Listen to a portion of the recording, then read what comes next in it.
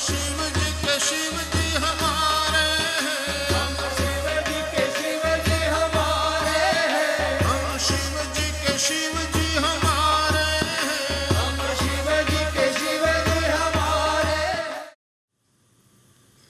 ये मत समझो कि काम खत्म हो गया, अब काम नहीं आवेगा, नहीं, फिर से आ सकता है। ये मत समझना कि मैंने क्रोध को जीत लिया, खत्म कर दिया, अब हमको कभी क्रोध आ ही नहीं सकता। इस गलत फहमी में मत रहना, फिर से क्रोध आ सकता है। इसलिए व्यक्ति को सदा सावधान रहना चाहिए। तो दैत्य मरण धर्मा है, किंतु शुक्राचार्य समय आने पर उन्हें फिर से जीवित कर सकते हैं। दैत्य देव अमृत पी लिए हैं, अमर हो गए हैं, हार सकते हैं, कमजोर हो सकते हैं। देवता कभी कभी कमजोर हो जाते हैं। ये जब भी कोई असुर राजा बन गया, उसके हाथ में सत्ता आई, तो सत्ता पर आते ही उसने सबसे पहला काम क्या किया? बोले हुक्म निकाला, क्या? यज्ञ याग आदि सब बंद करो।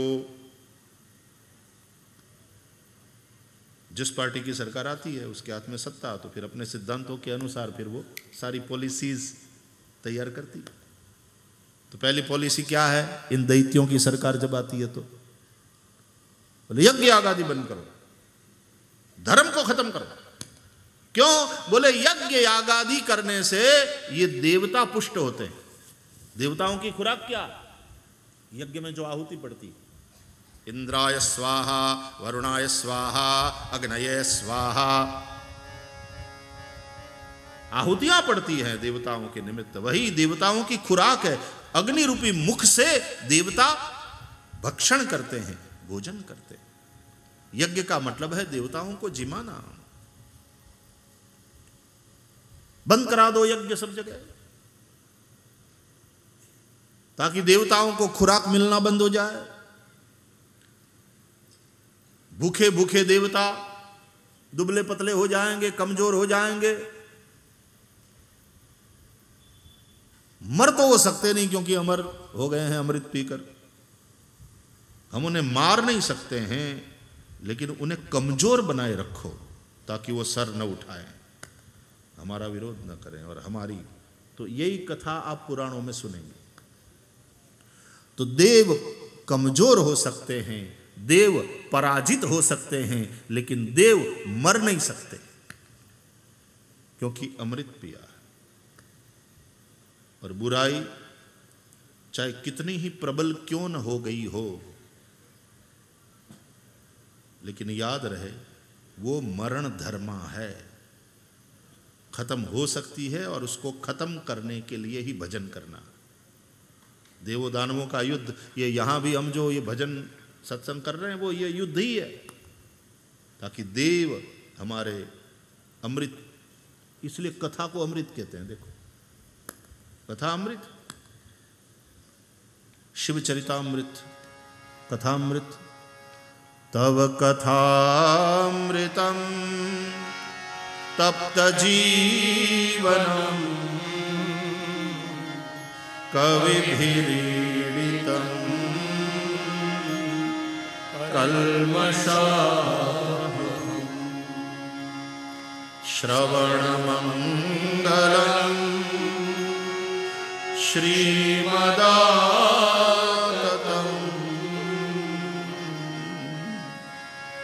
भुवि गृह्णन्ति ते भूरिदा।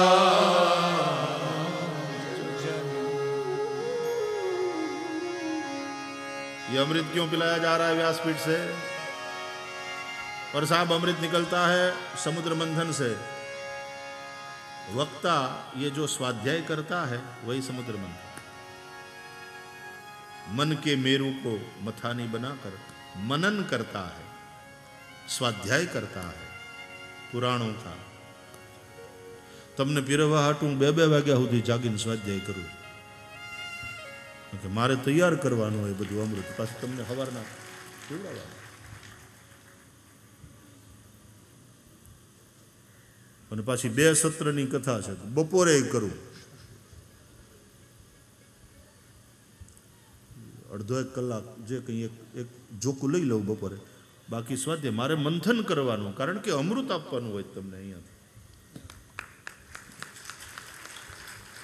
અને એટલા માટે જ આપણે ત્યાં કહેવાયું स्वाध्यायान मा प्रमद, स्वाध्याय में प्रमाद नहीं करना चाहिए और फिर प्रवचन में भी प्रमाद नहीं करना चाहिए. स्वाध्याय प्रवचनाभ्याम न प्रमदितव्यम. स्वाध्याय है मंथन और मंथन से अमृत मिला तो प्रवचन है उसका वितरण, मोहिनी बन करके वितरण. वक्ता विभू का ही रूप माना गया है और वो मोहिनी बन करके, मोहिनी स्वरूप वितरण करता. किसको पिलाता है? तुम्हारे भीतर के देवताओं को, तुम्हारे भीतर की अच्छाइयों को, तुम्हारे भीतर के सद्गुणों को. वक्ता ने बुद्धि मळे ब्रह्मा पासेथी. ब्रह्माना 4 मुख, 4 वेद, ये विद्या बधी मळे, ज्ञान मळे ब्रह्मा पासेथी. पण वक्ता होय विष्णु जेवो, यानी दृष्टि व्यापक होय. हम चर्चा कर रहे थे ना कि विष्णु शैव है तो शिव सबसे बड़े वैष्णव हैं. तो शिव भी सुंदर, विष्णु भी सुंदर.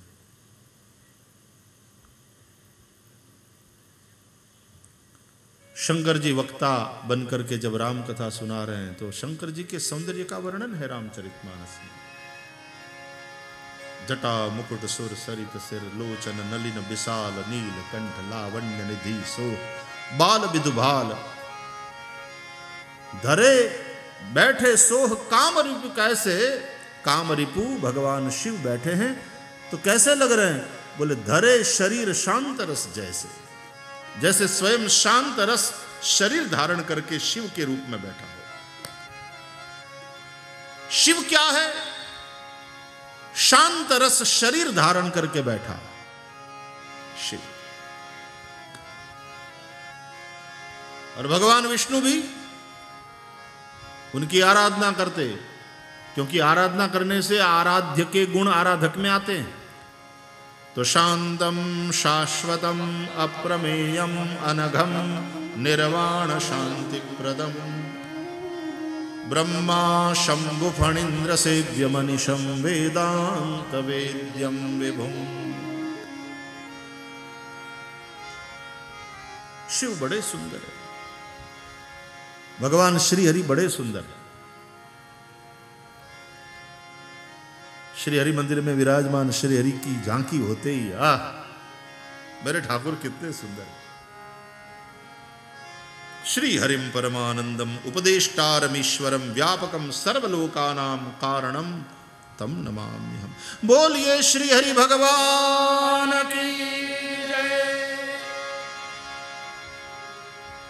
સ્વામિનારાયણ સંપ્રદાયમાં પછી કથા થતી હોય ને એટલે શ્રી સહજાનંદ સ્વામી મહારાજ બિરાજ્યા હોય ત્યાં ગઢડામાં અને આખું એનું વર્ણન હોય કે આવી રીતે આમ ઢોલિયો રહી ગયેલો છે ને એના ઉપર આવું આવું બિછાવેલું છે ને એના ઉપર ભગવાન સ્વામિનારાયણ ભગવાન વિરાજમાન છે ને આમ દરબાર ભરાયેલો છે ને ફલાણા આ ભગત છે, આ ભગત છે, આ સાધુ છે, આ સાધુ છે, આ સંત છે.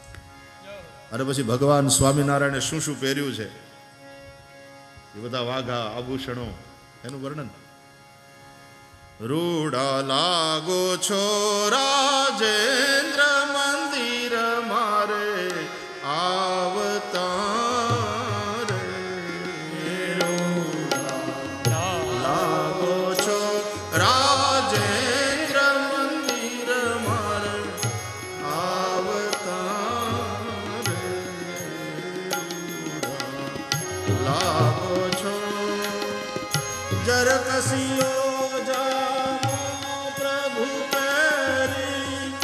माथे बांधी पाग सुनेरी, माथे बांधी पाग सुनेरी.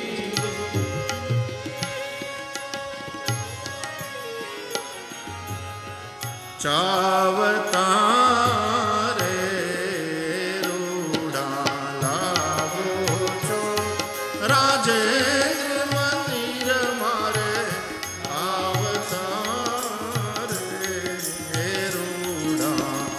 लागो छो लागो छो। सुंदर है भगवान, सुंदर है।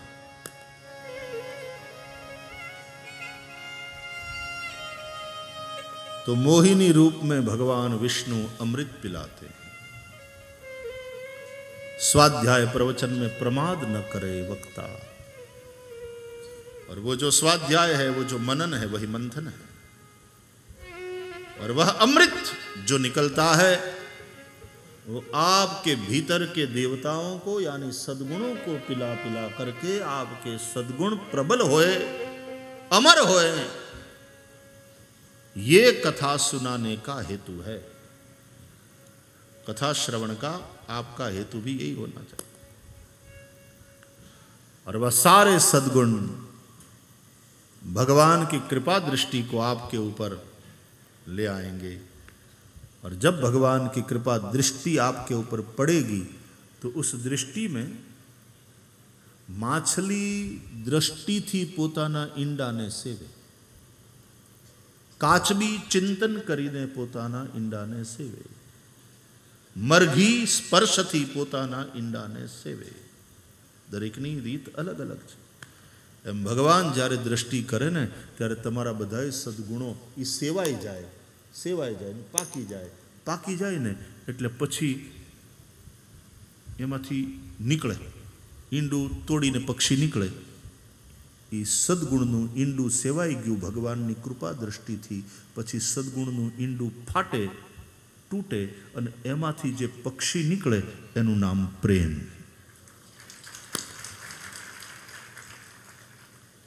ભગવત પ્રેમ ભાગવતના અંતે પણ આ પ્રેમ જ માગવામાં આવ્યો, ભક્તિની જ માગણી કરવામાં આવી। ભવે ભવે યથા ભક્તિ પાદયોસ્તવ જાયતે તથા કુરુષ્વ દેવેશ નાથસ્ત્વમ નો યતઃ પ્રભો। शिव जी से भी यही भक्ति, भगवत चरणों में ये प्रेम मिले।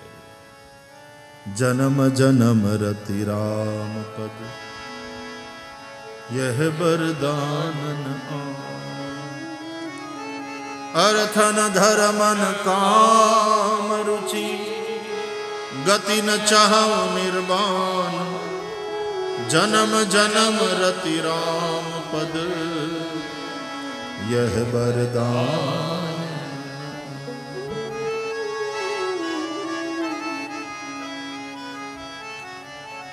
तो दैत्यो आक्रमण करे छे અને ક્યારેક દેવતાઓ હારી જાય છે। આપણે સત્સંગ વિના ના રહીએ, આપણે ધર્મથી દૂર થઈએ, આપણે સાધુ સંતોની પાસે ન જઈએ ત્યારે આપણી અંદરના દુર્ગુણો ક્યારેક બહુ પ્રબળ બની જાય અને એ દુર્ગુણો દૈત્યો પ્રબળ બની જાય ત્યારે આપણી અંદરના દેવતાઓને હરાવી દે, કમજોર કરી દે।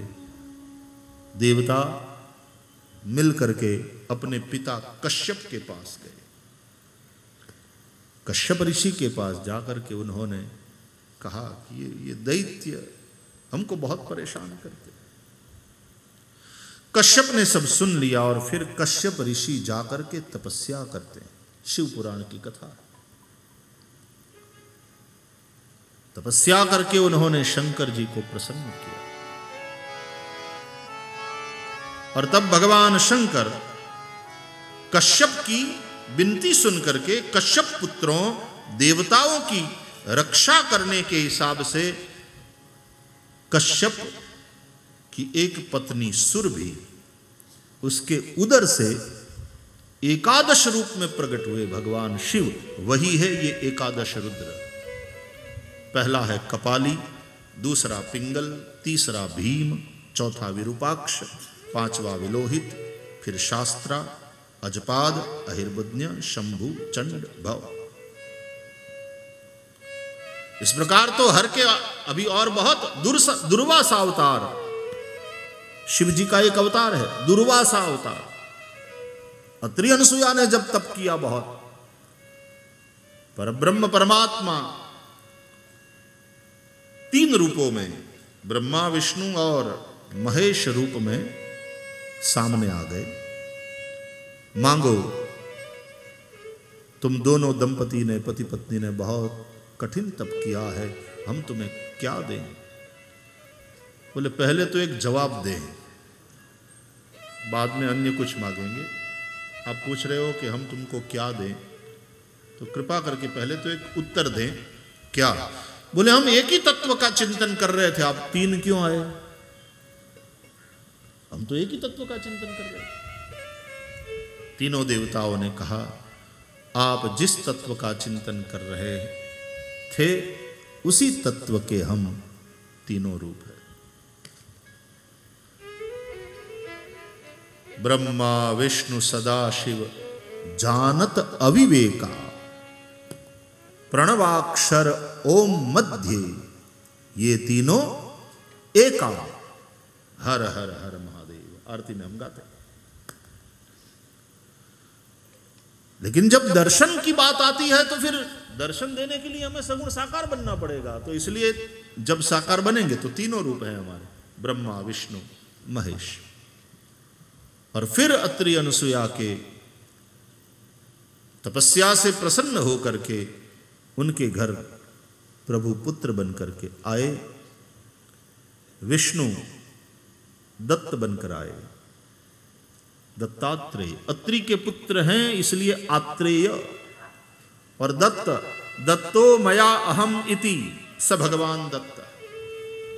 भगवान ने क्या दिया? बोले मैंने दिया आपको। क्या? बोले मुझ ही को। दत्तो मया अहम, इसलिए नाम हो गया दत्त। और अत्रि के पुत्र हैं इसलिए आत्रेय। दोनों शब्दों को मिलाया गया तो हो गया दत्तात्रेय। तो विष्णु दत्त बनकर आए, जो सन्यासियों के आराध्य है। हमारे यहां दत्त दिगंबर की आराधना करने वाले सन्यासी लोग, विरक्त लोग। ब्रह्मा के अंश से चंद्रमा हुए। उस चंद्रमा ने देवताओं को फेंक दिया था समुद्र में। बाद में फिर वो समुद्र से निकले, प्रकट हुए। इसलिए चंद्रमा भी समुद्र से, लक्ष्मी भी समुद्र से, अमृत भी समुद्र से, विष भी समुद्र, ये सब समुद्र की, समुद्र मंथन की कथा है। तो ये सब परिवार के लोग हैं। इसलिए लक्ष्मी और चंद्र में संबंध है, भाई बहन कह सकते हो। लक्ष्मी चंद्रमा, अमृत और चंद्रमा में संबंध है, इसलिए चंद्रमा सुधांशु है। चंद्रमा में अमृत का अंश है। और शरद पूर्णिमा के दिन 16 कलाओं से युक्त होता ही है चंद्रमा। लेकिन उस दिन, उस रात चंद्रमा में अमृत का विशेष अंश होता है। और इसलिए तो शरद पूर्णिमा की रात में रास लीला हुई श्री कृष्ण के द्वारा। और शिव जी के अंश से दुर्वासा हुए।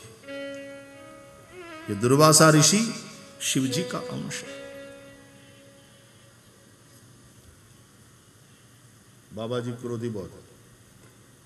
हाँ, कोई धर्म के अनुसार चले तो बाबा जी बहुत प्रसन्न, आशीर्वाद देते हैं। लेकिन धर्म की मर्यादा को किसी ने तोड़ा, फिर सामने कृष्ण हो तो भी क्या। ऐसी कथा है दुर्वासा, क्या क्या कराया है कृष्ण से। ये वो महापुरुष है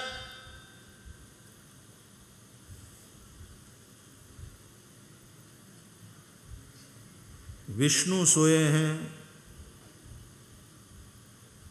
शेष शैया में और लक्ष्मी पाद संवाहन कर रही हैं। और वहां जाकर उसको भी लात मारते हैं। ये भृगु ऋषि की भी कथा, ऐसे भृगु लात मारते हैं। ऐसे ऐसे ऋषि हुए हैं हमारे यहां। आप समझेंगे कि भाई विष्णु जो आराध्य है उसको लात मारना।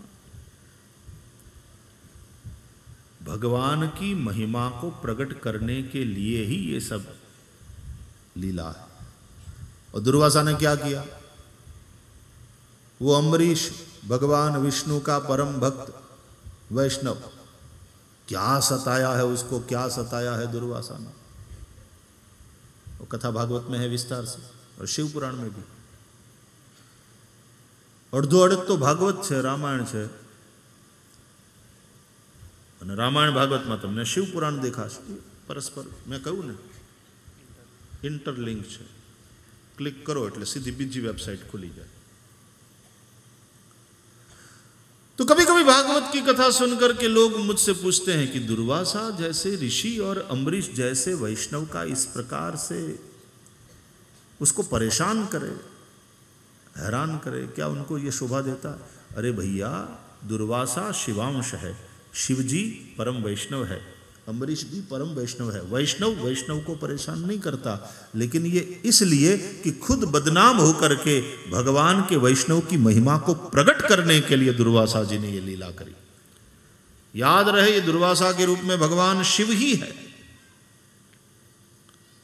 तो ये दुर्वासा अवतार है। और एक शिव जी का बड़ा प्रसिद्ध अवतार आप सब जानते हैं, हनुमत अवतार। शिव जी हनुमान के रूप में प्रकट हुए, हनुमान रुद्रावतार। तो जब देवों दानवों ने मंथन किया और अमृत निकला, और उस अमृत को दैत्यों को छल कर देवताओं को पिलाने के लिए भगवान विष्णु ने मोहिनी रूप बनाया, तो बाद में पिला दिया देवताओं को, और दैत्य छले गए और भगवान मोहिनी अंतर ध्यान हो गए। और बाद में तो जबरदस्त वहां पर संग्राम होने लगा देवों दैत्यों।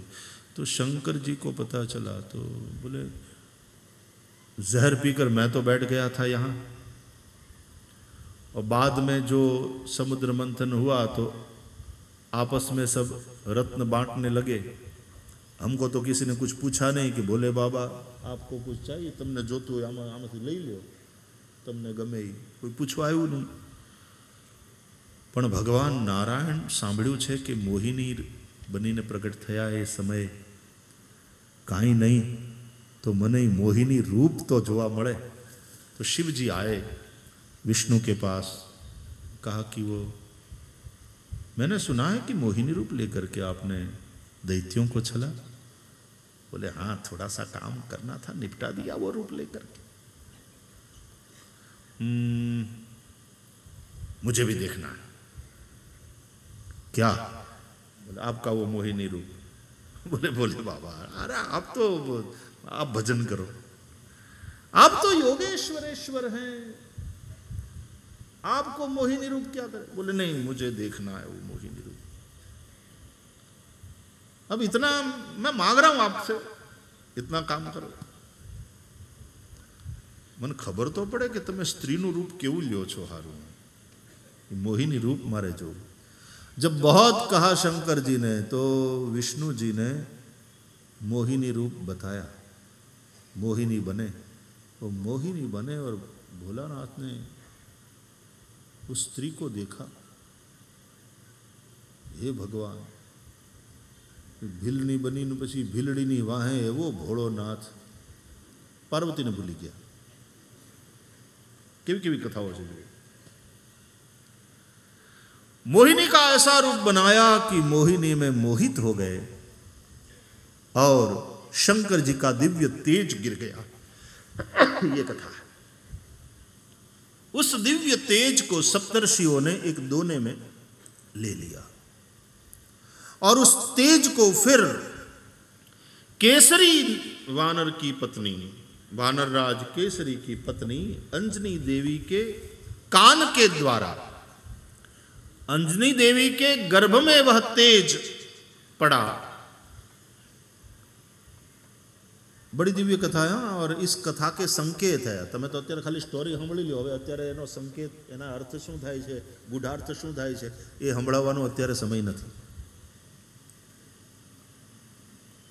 મારે કથા બાકી જ રહે બધે, હું ઉધારમાં ઝાલું છું, વળી પાછું ચૂકવણું કરવા, વળી ક્યાંક મળશું બીજી જગ્યાએ। હરિ અનંત હરિ કથા, આપણે તો ઉધારમાં ઝાલે જ ધંધો કે તમારું આટલું બાકી રહ્યું। उसके बड़े सुंदर गूढ़ अर्थ है, चिंतन करने से पता चलता है। क्या अद्भुत बात! ये कथाएं એ તો પોટલા છે, પોટલા. પણ એ પોટલામાં શું છે, શું છુપાવીને આપ્યું છે, આ સમજવું બહુ जरूरी है. खैर, अंजनी के गर्भ से फिर शिव जी का वह तेज हनुमान के रूप में प्रकट हुआ और इसलिए हनुमान शंकर सुवन और केसरी नंदन. केसरी के पुत्र भी है, शंकर सुवन शंकर जी के पुत्र भी है, वो अंजनी नंदन है और पुत्र पिता की ही आत्मा है. उस रूप से ये शिव स्वरूपी है, इसलिए हनुमान शिव जी का अवतार, हनुमद अवतार. छोटे से हैं हनुमान और बचपन में ही एक बार सूर्य को देख लिया. कोई फल है खाने का, भूख लगी थी, कूदे, छलांग लगाई और सूर्य को खा लिया, निगल लिया. और सारी सृष्टि में अंधकार. बाल समय रवि भक्षी लियो तब तीनों लोक भयो अंधियारो. ताहि सुत्रास भयो जग को यह संकट काहू सुजात न ठारो. बेगी हरो हनुमान महाप्रभु जो कछु संकट होए हमारो. कौन सो काज मोर गरीब को जो तुमसे नहीं जात है टारो. जो तुमसे नहीं जात है टारो. जो तुमसे नहीं जात है टारो. बाल समय रवि भक्ष लियो तब तीनों लोक भयो अंधियारो. ગળી ગયા સૂર્યને, અંધકાર થયો. અને પછી કથા છે, બધા દેવતાઓ આવ્યા, સમજાવ્યા. અને આમ નહીં, પછી ઓલા છોકરા, નનકુડા છોકરા હોય, રમતા રમતા માટીનું ઢેફું ખાઈ જાય, કાટ કાટ કાટ, થૂકી નાખ, થૂકી નાખ. અને માં જોઈ જાય તો એને મોઢામાં આંગળી નાખી ઓલું ઢેફું કાઢી, કાટ કાટ, થૂકી નાખ. એમ કરીને સૂરજને કાઢ્યો. કાઢી નાખ, કાઢી નાખ, થૂકી નાખ. કનૈયાએ માટી ખાધી નાનપણમાં અને હનુમાને સૂરજ ખાધો. આ હનુમાન સૂરજ ખાઈ ગયા, ગળી ગયા. એનો મતલબ બડી રહસ્યમય કથા. એટલે નાચવાનું મન થાય કે આ ઋષિઓની શું શૈલી છે આખી. એ ઉધાર વળી પાછું ક્યારે.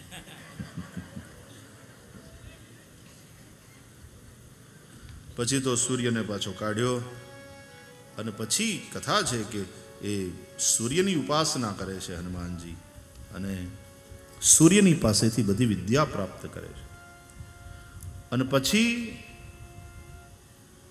સૂર્યના કહેવાથી, ધ્યાન દે, સૂર્યના કહેવાથી સૂર્ય પાસેથી સર્વ વિદ્યા પ્રાપ્ત કરી અને સૂર્યના કહેવાથી સૂર્યના પુત્ર સ્વરૂપ સુગ્રીવની પાસે જાય છે કે હવે મારી બધી વિદ્યા તમને પ્રાપ્ત થઈ ગઈ. સૂર્યનારાયણ કહે છે તમે પરમ જ્ઞાની और बुद्धिमताम वरिष्ठ हो गए हो, ज्ञानी नाम अग्रगण्य हो गए हो. अब मेरे बेटे सुग्रीव को थोड़ा संभालो, उसके पास जाकर उसके मंत्री बनो, એને હારી સાચી સલાહ આપો. છે તો તેજસ્વી સુગ્રીવ બહુ, પણ જો તમારા જેવો એની બાજુમાં રહેશે ને, એને સંભાળશે, એને સાચી ને સારી સલાહ આપશે, તો કોક દિવસ તમારા જેવો સાધુ પુરુષ સદગુરુ એને રામના ચરણે મૂકી દેશે. માં અંજનીની આજ્ઞા લઈને હનુમાનજી સૂર્યના કહેવાથી સૂર્યના દીકરા સુગ્રીવ પાસે જાય છે અને એને સંભાળે. શિવજીનો એક અવતાર છે પીપલાદ. હવે આ પીપલાદની કથા આવે ને જ્યારે શિવપુરાણમાં, તો વૃત્રાસુરની કથા સાથે કનેક્શન એનું. ત્વષ્ટા ઋષિના યજ્ઞમાંથી વૃત્રાસુર પ્રગટ થયો. ભાગવતની કથા યહાં ભી હૈ.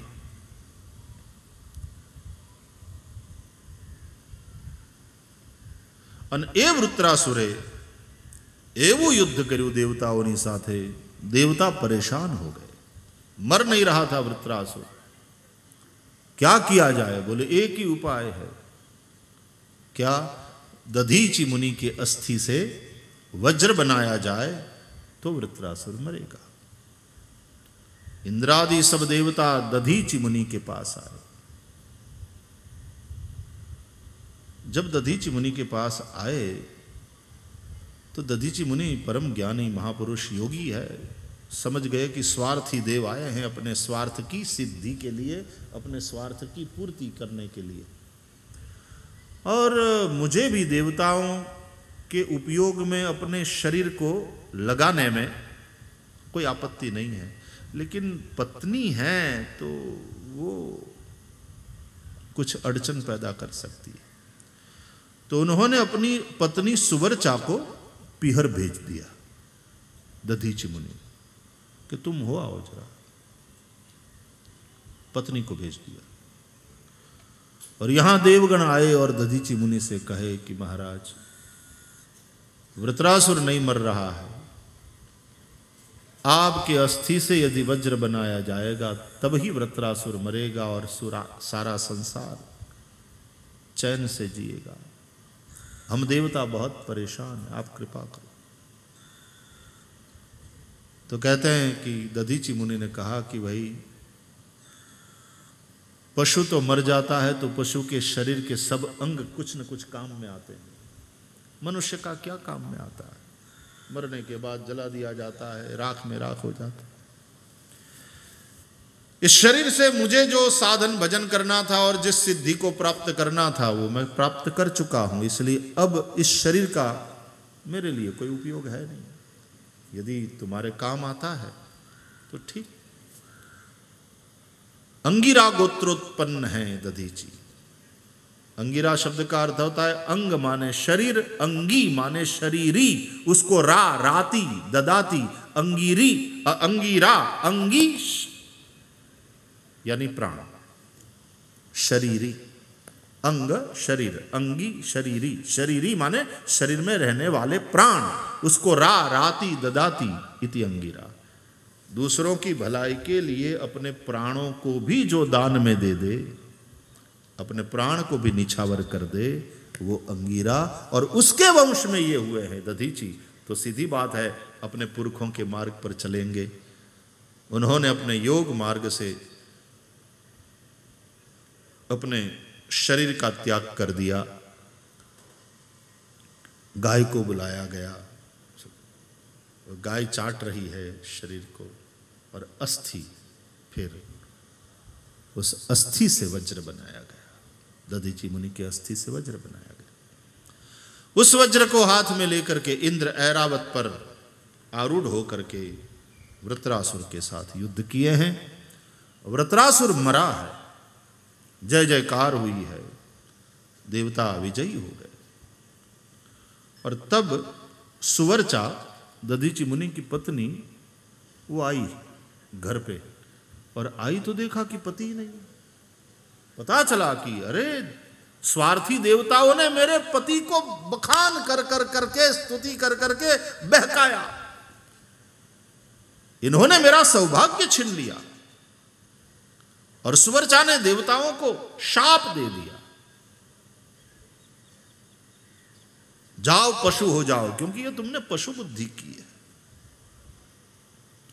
मुझे अब जीना नहीं है, मेरे पति जहां गए मैं भी वहीं जाऊंगी। चिता तैयार करी सुवर्चा ने, और चिता में जलकर भस्म होने के लिए प्रवेश करने ही वाली थी। आकाशवाणी हुई है, समझाया ऐसा मत करो माता, तुम सगर्भा हो, तुम्हारे उदर में दधीचि मुनि का तेज है, और सगर्भावस्था में स्त्री को इस तरह से सती होने की अनुमति नहीं है। सुवर्चा ने आकाशवाणी को सुना,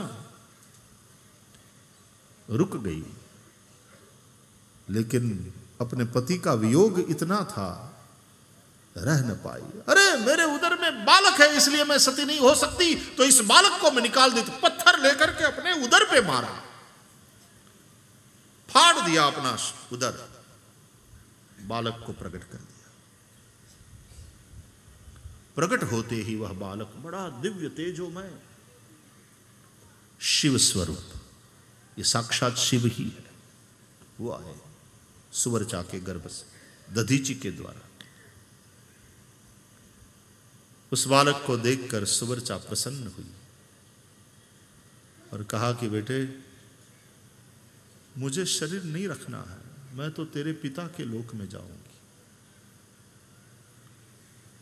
तुझे इस पीपल के नीचे छोड़कर जाती हूं।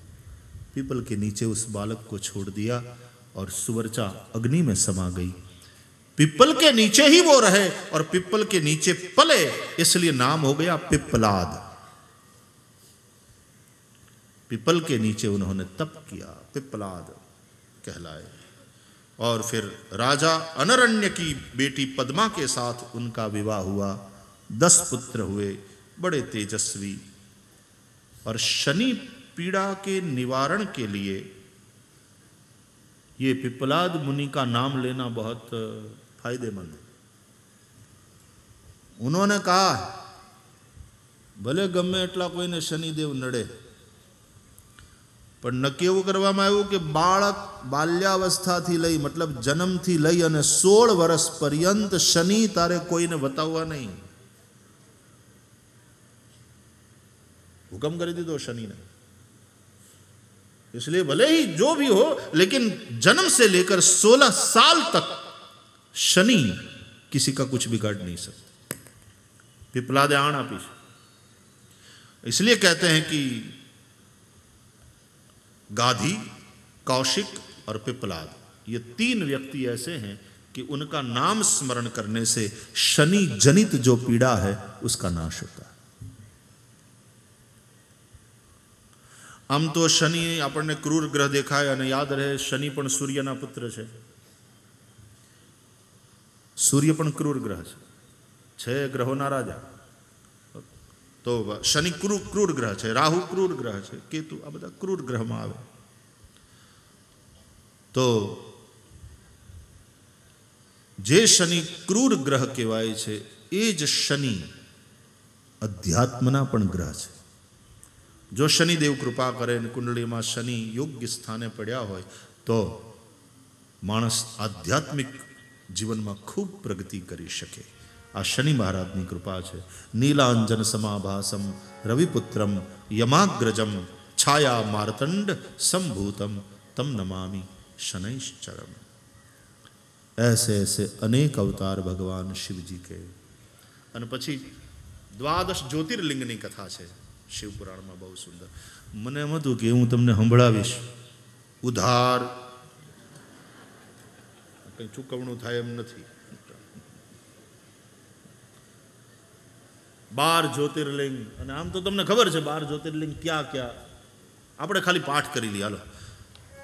सौराष्ट्रे सोमनाथंच श्रीशैले मल्लिकार्जुनम उज्जैन्यां महाकालम् ओंकारमहेश्वरं करल्यां वैजनाथंच डाकिन्यां भीमशंकरं सेतुवन्दे तु रामेशं नागेशं दारुकावने वाराणस्यां तु विश्वेशं त्र्यंबकं गौतमी तटे हिमालये केदारं कुष्मेशं च शिवालये एतानि ज्योतिर्लिंगानि सायं प्रातः पठेन्नर सप्तजन्म कृतं पापं स्मरणेन विनश्यति। ये 12 ज्योतिर्लिंग है और हर ज्योतिर्लिंग का एक उपलिंग भी है। वो भी कहीं न कहीं उस ज्योतिर्लिंग के आसपास के क्षेत्र में कहीं न कहीं विराजमान है। हर ज्योतिर्लिंग के पीछे एक कथा है और उस ज्योतिर्लिंग की क्या महिमा है उसका वर्णन है। बहुत सुंदर वर्णन है एक एक। हम प्रणाम करते हैं भगवान शिव जी के इस दिव्य चरित्र को। कोटि रुद्र संहिता, उमा संहिता, कैलाश संहिता, वायवीय संहिता, ये सब शिव पुराण की संहिता। ये संहिता का एक अर्थ होता है वेद। संहिता। तो ये वेद स्वरूप ही है। भगवान शिव भी स्वयं वेद स्वरूप है। और ऐसे भगवान शिव, उनकी हमने वांग्मयी पूजा करी, शब्दाराधन किया, स्नेहाभिषेक किया, और आज भगवान भोलेनाथ के चरणों में वंदन करते हुए कहते हैं, असित गिरि समन स्यात् कज्जलम सिंधु पात्रे सुरतरुवर शाखा लेखनी पत्र मुर्वे लिखति अधिगृहीत्वा शारदा सर्वकालम तदपि तव गुणानाम हे ईश पारम न याति। भगवान शंकर के चरणों में वंदन करते हुए ये सारा जो उपक्रम है, ये वांग्मयी पूजा है, भगवान शिव जी के चरणों में समर्पित करते हैं। इत्येषा वांग्मयी पूजा श्रीमच्छंकर पादयो अर्पिता तेन देवेश प्रियतां मे सदा प्रियतां मे सदा प्रियतां मे सदा। भगवान शिव जी की कृपा थी। ज्योतिर्लिंग श्री रामेश्वर महादेवना सानिध्यમાં આ પરમ પાવન ધરતીમાં આપણે 9 દિવસીય આ અનુષ્ઠાન કર્યું। શિવ પૂજનથી પ્રારંભ કરીને આજે આ સમગ્ર ઉપક્રમ શિવ કૃપાથી વિરામને પામી રહ્યો છે। ત્યારે હું પરમ ભગવદિયા ઉષાબેન અને એમનો સમગ્ર પરિવાર, ભાઈ હિતેશ, એમના લક્ષ્મી, બાળકો, એ બધા પ્રત્યે મારી પ્રસન્નતા વ્યક્ત કરું છું। દેવર્ષિ નારદ બધાના, એમાં હિતેશને જોઈને મેં એક વસ્તુ જોઈ કે એ બધાનો, એને બધાય પ્રેમ કરે, બધાય પ્રેમ કરે। સંતરામ મંદિરના સંતો, પૂજ્ય મહંતજીની આજ્ઞા લઈને આવ્યા અને શ્રી સંતરામ મહારાજની દિવ્ય અખંડ જ્યોતિના તેજમાં, પ્રકાશમાં, અને પૂજ્ય જય મહારાજ નારાયણદાસજી મહારાજની કેટલામી પુણ્યતિથિ? 10મી, અને સાવલીવાળા મહારાજજી, એમનું પણ સ્મરણ કરીને, અને સજાનંદ સ્વામી મહારાજ જ્યાં પધાર્યા એવી આ પાવન ભૂમિમાં જ્યાં 2 મહિના રહ્યા, ત્યાં એક દિવ્ય મંદિર અને એક સંસ્થાનું નિર્માણ થઈ રહ્યું છે। અને પૂજ્ય આચાર્યશ્રી પણ જ્યારે આજે પધાર્યા છે ત્યારે ખૂબ ખૂબ યજ્ઞ થઈ જાય ને પછી રુદ્ર કલશ હોય ને, જ્યાં એ રુદ્ર કલશને લાવવામાં આવે, એના ઉપરથી નાળિયેર હટાવવામાં આવે, અને આંબાના પાંદડા અંદર નાખી અને બ્રાહ્મણો 4 બેસે, અને પછી અવભૃત સ્નાનના રૂપે એના ઉપર પ્રોક્ષણ કરે। એમ હિતેશ આખા પરિવાર સાથે, હિતેશભાઈ, અમે પ્રોક્ષણ કરીએ છીએ રુદ્ર કલશમાંથી જલ લઈને, પ્રેમનું, આશીર્વાદનું। સર્વેત્ર સુખિનઃ સંતુ સર્વે સંતુ નિરામયા સર્વે ભદ્રાણી પશ્યંતુ માં કશ્ચિત દુઃખ ભાગ ભવે। ગાંડો છે, પગમાં વાગ્યું છે તોય ધોડાધોડી કર્યા કરે।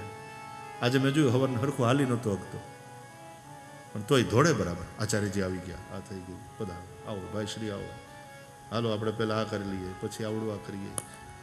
અને જેમ સ્વામીએ કહ્યું એમ ઉઘાડે પગે ધગધગતી રેતીમાં આંટા મારીને, અને બધાનું, ઉષાબા હોય કે બધા જ, કે હવનું બરાબર વ્યવસ્થા થાય, આવવા જવાની ટિકિટો, રહેવાનું, જમવાનું।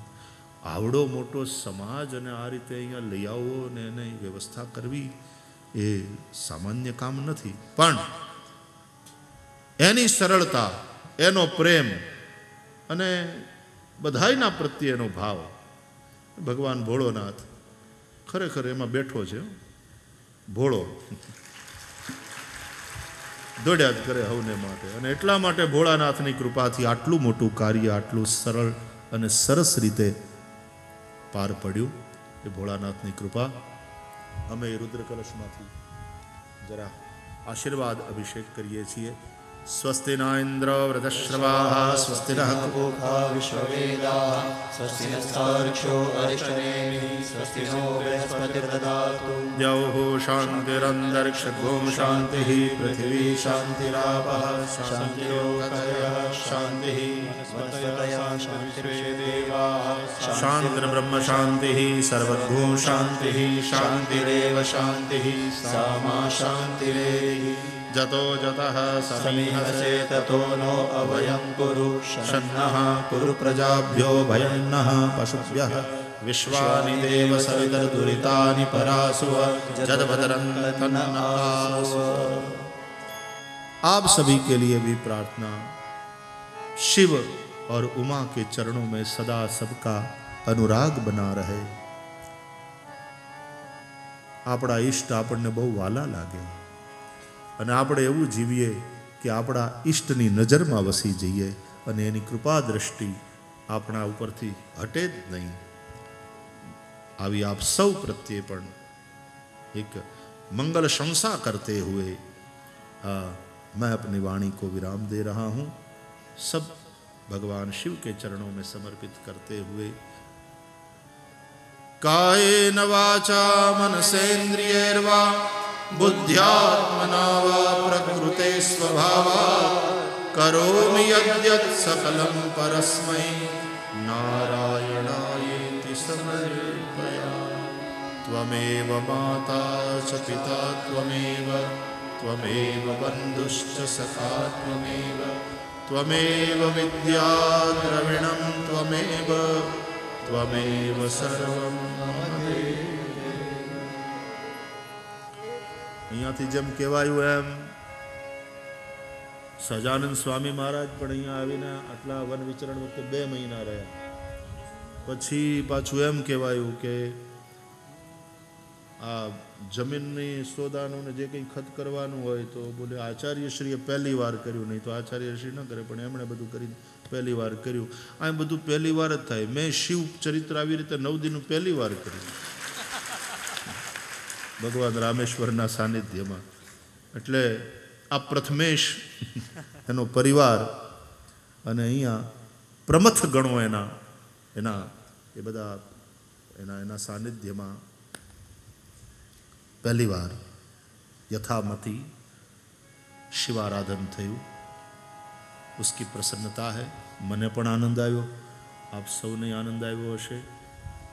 જેવું કહેવાયું એ બધું શિવચરણમાં સમર્પિત કરી અચ્યુતમ કેશવમ શ્રી રામ નારાયણમ કૃષ્ણ દામોદરમ વાસુદેવમ હરિ શ્રીધરમ માધવમ ગોપિકા વલ્લભમ જાનકી નાયકમ રામચંદ્રમ ભજે.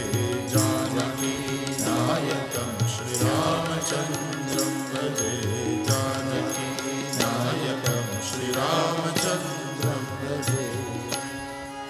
बोलिए रामेश्वर महादेव की जय. श्री रामचंद्र भगवान की जय. सदगुरु भगवान की जय. धर्म की जय हो, धर्म की जय हो.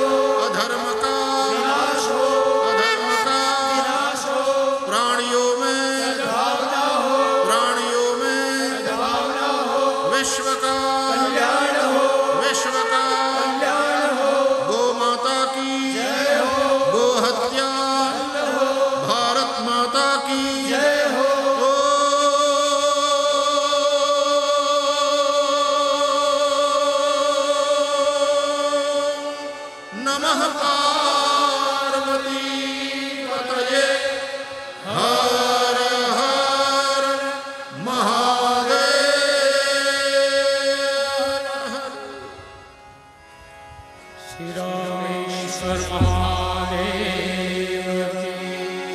जय शिव ओंकार, ओ शिव पार्वती प्यारा, ओ शिव ओंकार जलधारा।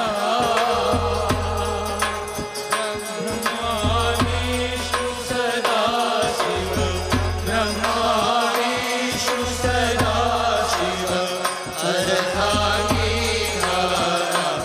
ओम हर हर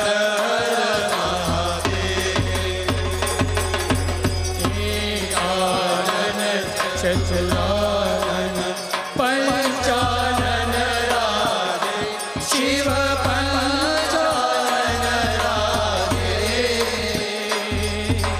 हंसासन गरुड़ासन, हंसासन गरुड़ासन, वृषवाहन सारथि। ओम हर हर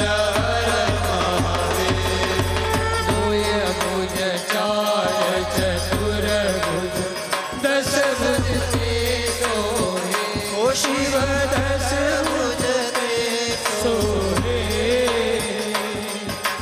तीनों रूप निरखता, तीनों रूप निरखता, त्रिभुवन जल मोहे। ओम हर हर हर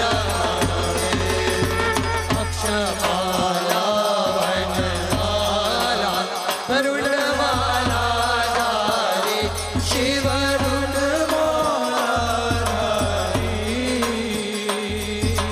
चंदन मृग मद चंदा, चंदन मृग मद चंदा, आले शुभकारी। ओम हर हर श्वेतांबर पीतांबर बारांबर अंगे, शिव बारांबर अंगे। सनकादिक प्रभुतादिक, सनकादिक प्रभुतादिक, भूतादिक संगे। ओम हर हर हर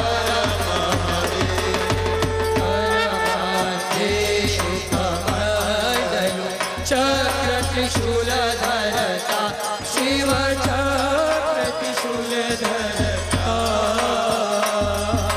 जग करता जग हरता, जग करता जग हरता, जग पालन करता।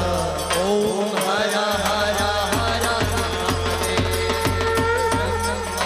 विष्णु सदा शिव, जानत विवेका, शिव जानत विवेका। प्रणव अक्षर ओम गे, प्रणव अक्षर ओम गे, ये तीनों एका। ओम हर हर हर त्रिगुण स्वामी की आरती, जो कोई नर गावे, शिव को कोई नर गावे।